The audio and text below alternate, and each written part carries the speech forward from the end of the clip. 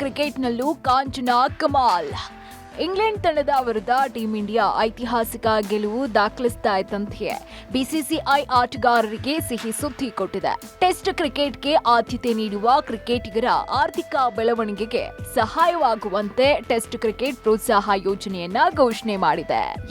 ಇನ್ನು ಈ ಯೋಜನೆಯಿಂದಾಗಿ ಟೆಸ್ಟ್ ಪಂದ್ಯಗಳಿಗೆ ನಿಗದಿಯಾಗಿರುವ ಶುಲ್ಕ ಹೊರತುಪಡಿಸಿ ಹೆಚ್ಚುವರಿ ನಗದು ಬಹುಮಾನವನ್ನ ಆಟಗಾರರು ಪಡ್ಕೊಳ್ತಾರೆ ಅಂತ ಭಾರತೀಯ ಕ್ರಿಕೆಟ್ ನಿಯಂತ್ರಣ ಮಂಡಳಿ ತಿಳಿಸಿದೆ.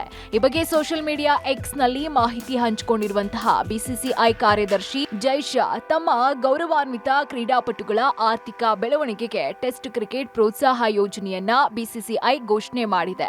ಇದು ಆಟಗಾರರನ್ನ ಉತ್ತೇಜಿಸುವ ಯೋಜನೆಯ ಭಾಗವಾಗಿದೆ. ಈ ಯೋಜನೆ ಅಡಿಯಲ್ಲಿ ಟೆಸ್ಟ್ ಪಂದ್ಯಗಳಿಗೆ ವಾರ್ಷಿಕವಾಗಿ ನಿಗದಿಪಡಿಸಿರುವ ವೇತನ ಹೊರತುಪಡಿಸಿ ಹೆಚ್ಚುವರಿ ಬಹುಮಾನವನ್ನ ಆಟಗಾರರು ಪಡ್ಕೊಳ್ತಾರೆ ಅಂತ ತಿಳಿಸಿದೆ. ಇನ್ನು 9 ಪಂದ್ಯಗಳ ಋತುವಿನಲ್ಲಿ 4ಕ್ಕಿಂತ ಕಡಿಮೆ ಪಂದ್ಯಗಳನ್ನ ಆಡಿದ್ರೆ ಬಹುಮಾನ ಪಡ್ಕೊಳ್ಳೋದಕ್ಕೆ ಅರ್ಹರಾಗಿರೋದಿಲ್ಲ. ಕನಿಷ್ಠ 5ರಿಂದ 6 ಟೆಸ್ಟ್ಗಳನ್ನ ಆಡುವ ಆಟಗಾರರು ಆಡುವ 11ರ ಬಳಗದಲ್ಲಿಯೇ ಪ್ರತಿ ಪಂದ್ಯಕ್ಕೆ 30 ಲಕ್ಷ ರೂಪಾಯಿ ಇಲ್ಲವಾದ್ರೆ 15 ಲಕ್ಷ ಹಣವನ್ನ ಪಡ್ಕೊಳ್ಳಿದ್ದಾರೆ. 7 ಅಥವಾ 7ಕ್ಕಿಂತಾನೂ ಹೆಚ್ಚಿನ ಪಂದ್ಯಗಳನ್ನಾಡುವ ಆಟಗಾರರು ಆಡುವ 11ರ ಬಳಗದಲ್ಲಿದ್ರೆ 45 ಲಕ್ಷ ರೂಪಾಯಿ ಪಡ್ಕೊಳ್ಳಿದ್ದಾರೆ. ಇನ್ನು ವರ್ಷದ ಎಲ್ಲಾ ಟೆಸ್ಟ್ ಸರಣಿಗಳಲ್ಲಿ ಪಾಲ್ಗೊಳ್ಳುವ ಆಟಗಾರರಿಗಷ್ಟೇ ಇದು ಅನ್ವಯ ಆಗುತ್ತೆ.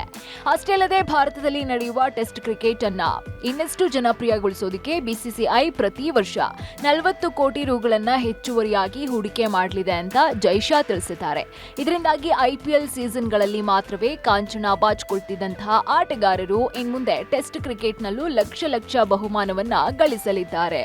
Digital desk, Public TV.